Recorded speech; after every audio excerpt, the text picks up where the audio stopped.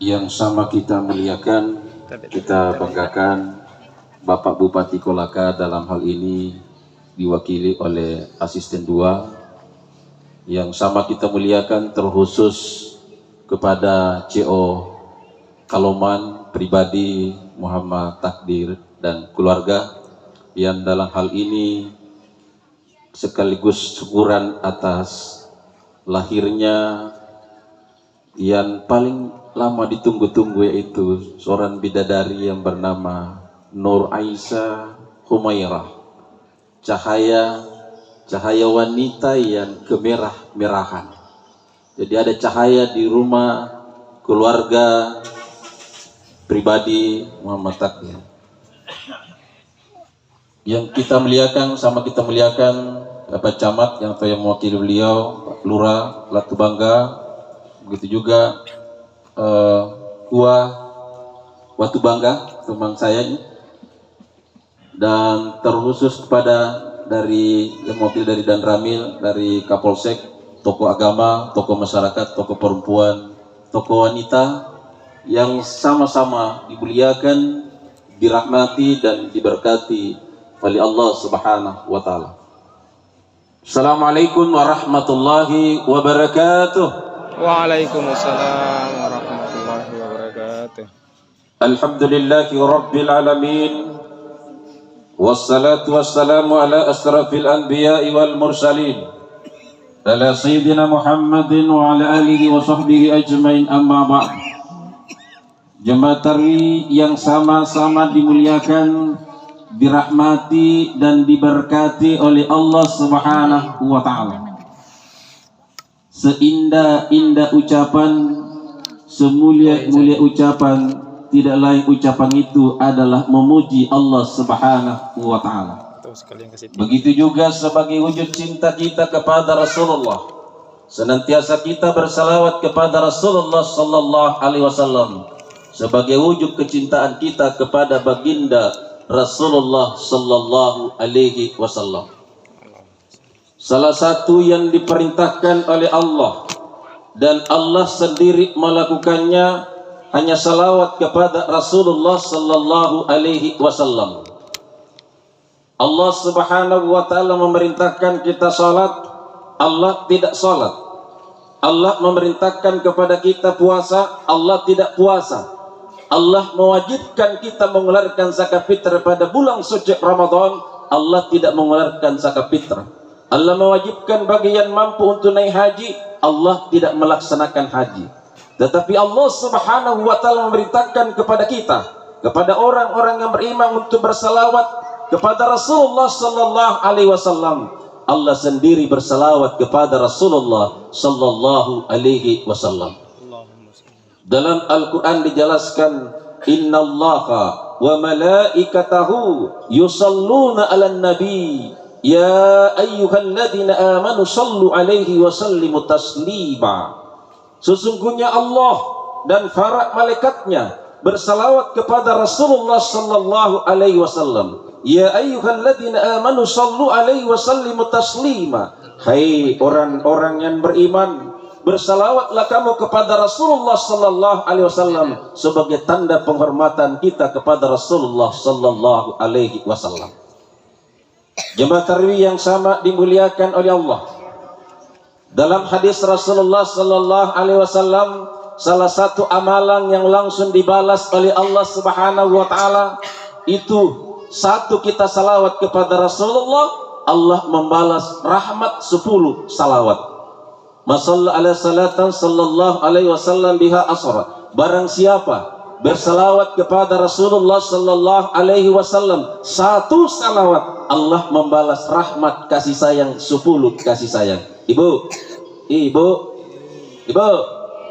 mau dikasih sayang Allah?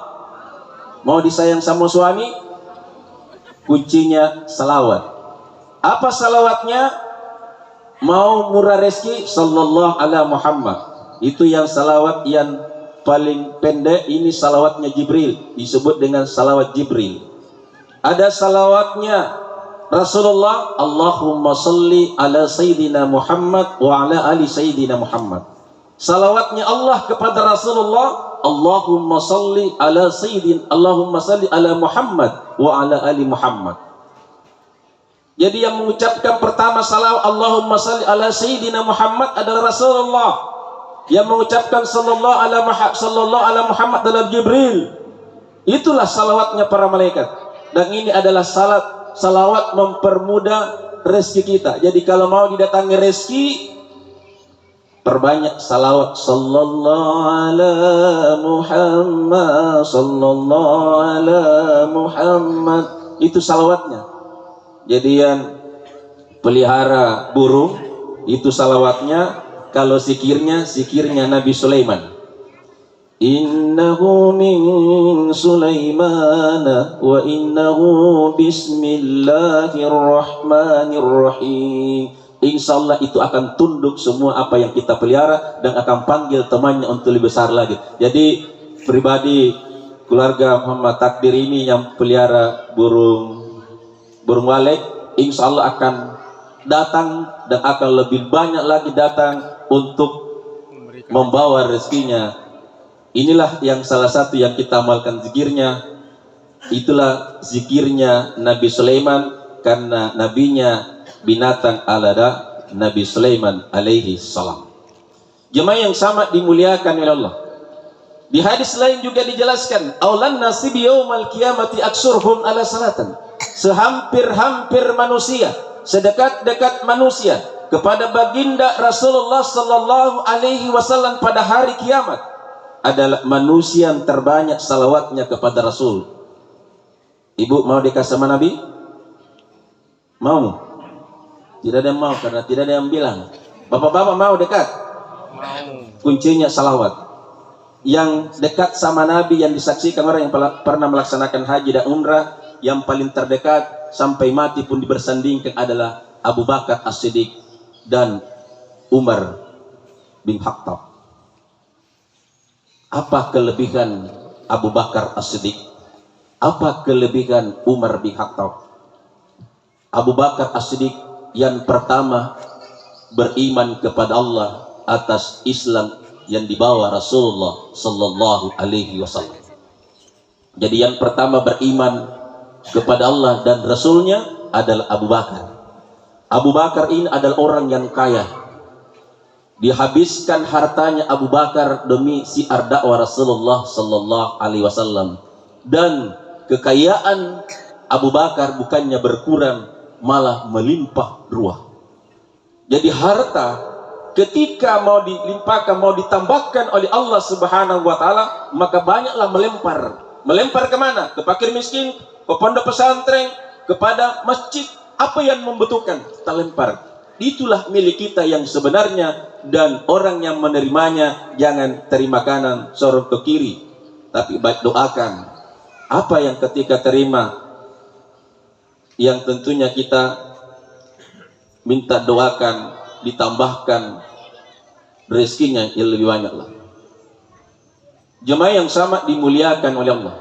Jadi rezeki yang kita sedekahkan, seperti keluarga besar tadi adakan syukuran dengan mendatangkan ustaz, imam, masjid agung ke tempat ini, itu bukan kebetulan. Mendatangkan pejabat di sini itu tidak. Ini saya lihat melebihi dari bupati melakukan suatu kegiatan. Apa makna di balik itu adalah ada imbas di balik sosialnya kepada CO daripada Kaloman ini. Ada yang mengundang secara lahiriah dan secara batiniah. Inilah yang susah dimiliki orang itu. Yang tentunya adalah yang diperkuat adalah hablum minanas, hubungan kepada manusia, yang tentunya adalah jangan pernah sombong dan selalulah bermurah hati, bermurah senyum, karena kita hidup ini hanya sementara. Inilah yang dicintai oleh Allah, dan ini yang dimusuh oleh iblis. Orang yang selalu bersedekah, siapa yang bersedekah itu 70 malaikat yang dibunuh. Jadi orang yang selalu bersedekah itu iblis, ya bukan malaikat, iblis itu 70 iblis yang mati. Makanya cara membunuh itu dengan cara bersedekah. Jadi bukan dengan tembakan, bukan dengan parang, bukan dengan badi, tapi membunuhnya iblis itu dengan sedekah. Karena biasa kita mau sedekah 100.000, dia bilang itu jangan 100.000, 1.000 saja situ. Itu siapa yang di situ? Iblis. Tapi kapan kita bisa melawan itu? Malah kita yang 100.000, 1 juta. Maka itu kita telah mengalahkan iblis. Tapi kapan kita mengurangi, maka kita dikalahkan oleh iblis. Tapi kapan kita tambahkan, ada godaan yang disuk, malah kita tambahkan seperti itu. Inilah yang tidak bisa dimasuki oleh iblis. Dan itu hartanya, sebelum kita tinggalkan tempat itu, maka Allah sudah melipat gandakan, membalas, mengganti apa yang kita sedekahkan. Ya, setelah keluarga besar mentakdir ini, setelah melakukan ini, dia akan dilipat gandakan 700 kali lipat akan datang kepada keluarga. Jemaah yang sama dimuliakan oleh Allah. Inilah salah satu keajaiban bersedekah. Yang kedua adalah yang dipanggil untuk melakukan suatu ibadah, baik itu salat, baik itu puasa, baik itu zakat, baik haji, baik itu bersedekah, selalu diawali dengan ya ayyuhalladzina amanu. Hanya orang-orang yang berimanlah yang ikhlas mengeluarkan infak dan sedekahnya. Hanya orang-orang yang berimanlah yang menegakkan salat 5 kali sehari semalam. Hanya orang-orang yang berimanlah yang melaksanakan puasa di bulan suci Ramadan. Hanya orang-orang yang berimanlah yang mengeluarkan zakat, baik zakat fitrah, begitu juga zakat mal. Hanya orang-orang yang berimanlah yang melaksanakan haji bagi yang mampu. Maka yang selalu dipanggil, selalu diawali baik itu salat, puasa, zakat, haji, selalu Allah memanggil ya ayyuhalladzina amanu kutiba alaikumus syiyam kama kutiba alal ladzina min qablikum la'allakum tattaqun.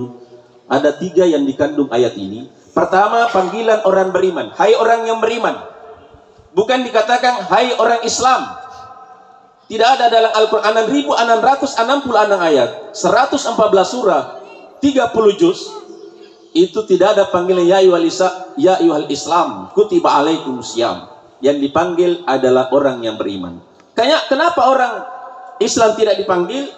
Karena banyak mengaku dirinya Islam tetapi tidak salat, tidak puasa, tidak mengeluarkan zakat. Apa namanya itu? Islam KTP-nya Islam, tapi tidak melaksanakan syariat Islam. Itu yang pertama. Olehnya itu kalau ditanya, kenapa kamu tidak sholat? Kenapa kamu tidak puasa? Kenapa kamu tidak mengeluarkan zakat? Kenapa kamu tidak haji padahal kamu punya uang? Karena saya gagah. Mengakunya gagah. Kalau perempuan cantik. Kalau alasan gagah atau cantik, orang yang tercantik, orang yang paling tergagah yang pernah ada di atas permukaan bumi ini hanya 1 orang. Pernah kita dengar yang namanya Marilyn Monroe, orang yang tercantik di dunia. Tetapi ketika kita lihat biasa-biasa saja. Tapi orang yang tergagah di dunia yang pernah ada, diciptakan oleh Allah Subhanahu wa taala. Ketika dipandang, orang yang lapar memandangnya, rasa laparnya hilang. Kalau orang haus memandangnya, rasa hausnya hilang. Siapakah itu? Coba Bu. Siapa orang yang tergagah di dunia? Nabi Yusuf alaihi salam. Kegagahan Nabi Yusuf. Kalau orang lapar, kalau ada orang cantik ketika pandang, langsung orang yang lapar langsung kenyang. Tambah apa? Kalau kita ada orang cantik dilihat, tambah apa? Tambah apa ya? Tambah lapar ya. Tak balik ya. Ya bukan tambah gila hausnya, tambah haus. Berarti apa, kecantikan itu relatif. Kalau kita ditanya, bapak-bapak ditanya, siapakah wanita yang tercantik di dunia?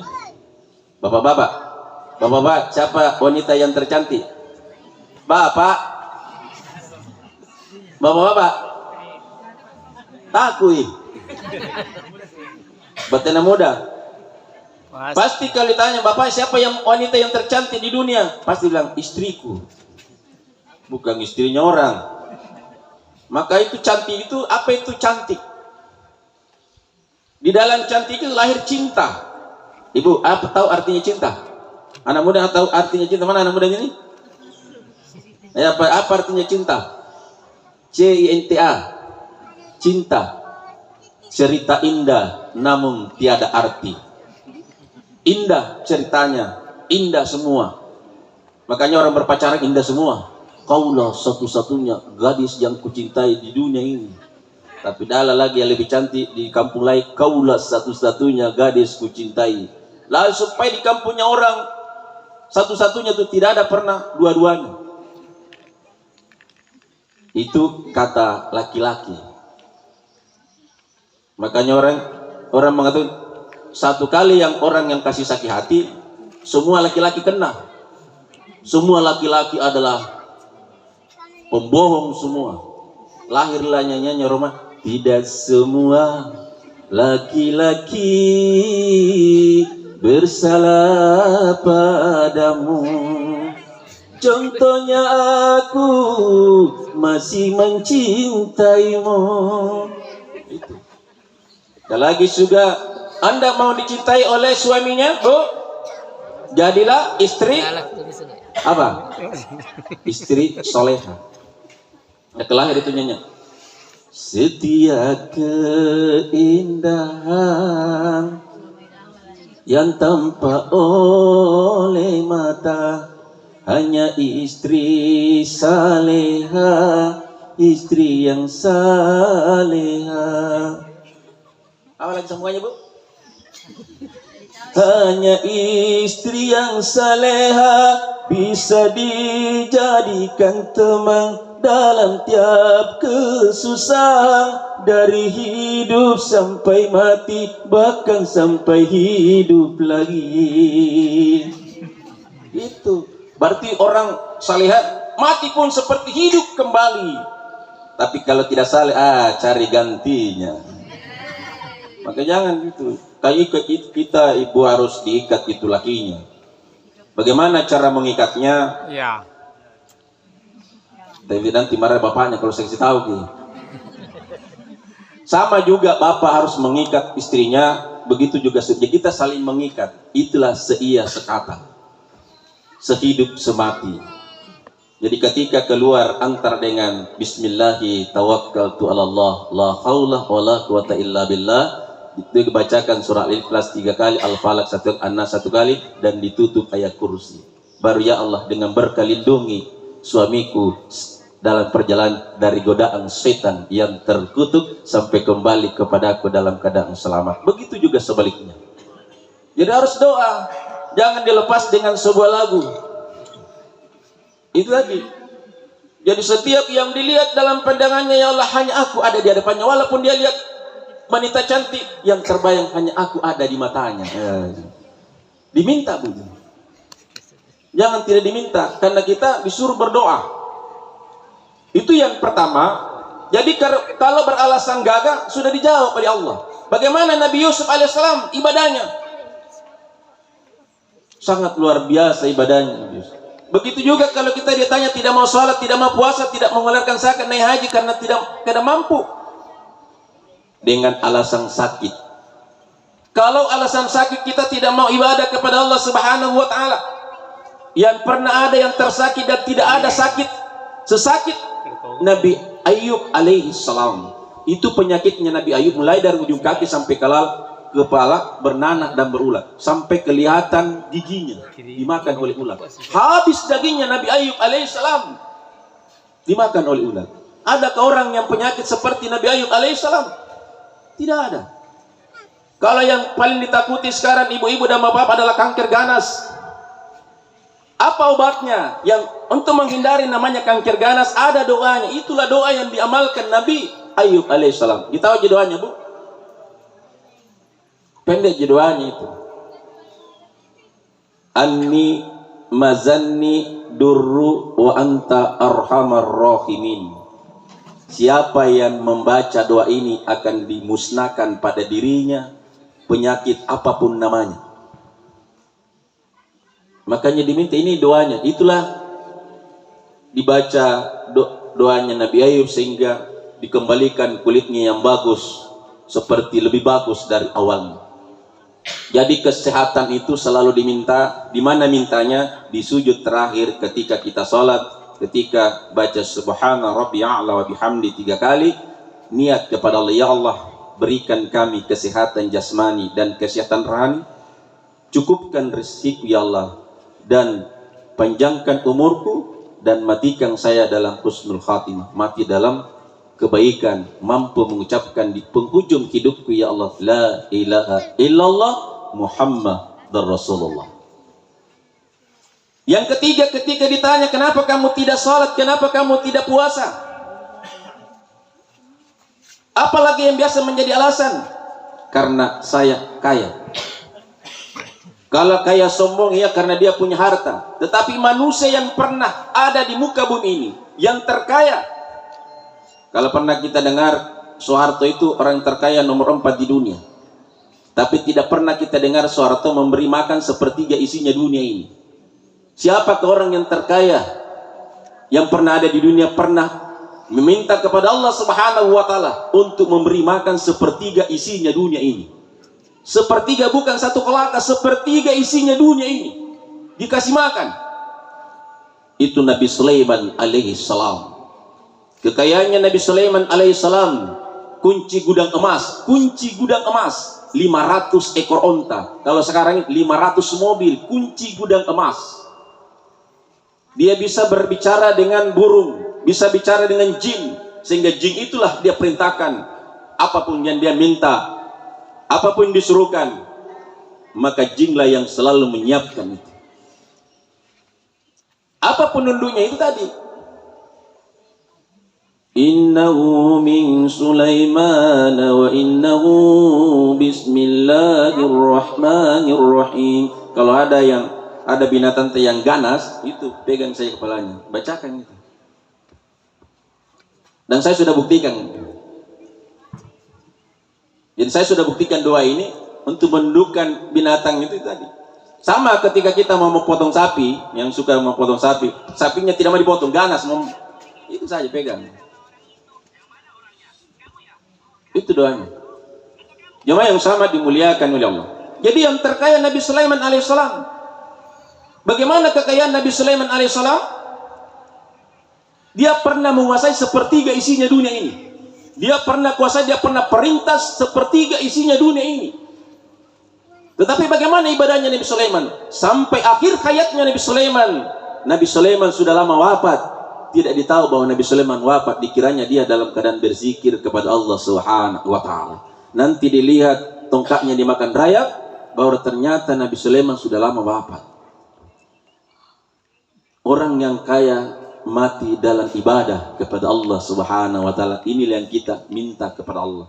Kita mati dalam keadaan beribadah, sementara salat, sementara puasa, sementara zikir, sementara salawat, itu kita minta.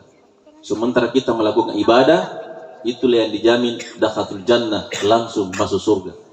Jadi diminta setiap selesai salat, diminta mati dalam husnul khatimah, mati dalam penghujungnya adalah mampu mengucapkan la ilaha illallah Muhammadar Rasulullah. Ibu pernah hitung hurufnya ini, la ilaha illallah? Siapa pernah hitung? Berapa huruf itu? Berapa huruf, Bu? Sering kita baca, tapi kita tidak pernah hitung berapa huruf yang kita baca. Jumlahnya 12 huruf. Muhammad dan Rasulullah berapa huruf, Bu? Tidak pernah juga dihitung. 12 tahun, 12 bulan, 12 jam, berputar 12 jam, 2 kali 12, 24. Itulah Allah, Muhammad, dunia wal akhirah. Mau selamat di dunia wal akhirah, maka yang dijamin selamat hidupnya di dunia wal akhirah yang tidak pernah terlepas la ilaha illallah Muhammadur Rasulullah. Siapa yang selalu membaca ini, maka itulah yang hidup dalam lingkaran lindungan Allah, lingkaran dalam pertolongan Allah. Kita hanya berputar 2 kali 12, 24 jam. Setelah 12, 1. Kita hanya, umur kita hanya berputar di angka 12. Umur kita hanya 12 jam. Maka orang yang ditambahkan jamnya, orang yang selalu memutar itu, tidak pernah berhenti berputar, maka ditambahkan rezekinya, ditambahkan umurnya, ditambahkan apa yang dia minta di situ. Itulah putarannya. Jadi seperti hidup ini berputar seperti jam. 12, 1, 1, 2, 1. Setelah 1 naik lagi 1, 2, 1. Itu berputar. Maka kenapa para kiai, para ulama tidak pernah lepas itu tasbihnya? Itu tadi, la ilaha illallah Muhammadur Rasulullah. Inilah yang pertama didakwakan sebelum kita diperintahkan sholat. Jemaah yang sama dimuliakan, inilah harus kita tanamkan dimanapun kita berada. Ittaqullah haitsu ma kunta. Bertakwa kepada Allah Subhanahu wa taala di mana saja kita berada. Jemaah yang sama dimuliakan oleh Allah. Yang keempat, kalau kita ditanya kenapa kamu tidak sholat, kenapa kamu tidak puasa, kenapa kamu tidak zakat, kenapa tidak naik haji? Karena saya miskin. Orang yang termiskin yang pernah ada di atas permukaan bumi ini cuma 1 orang. Allah sudah jawab kalau kita berkata miskin. Siapakah Nabi yang termiskin di dunia? Kalau yang nyanyinya banyak. Yang dinyanyikan Handang At-Tamimi. Apa nyanyinya? Termiskin dunia. Nggak mampu ini. Termiskin di dunia, tapi bukan cuma nyanyian yang termiskin di orang kaya. Hah?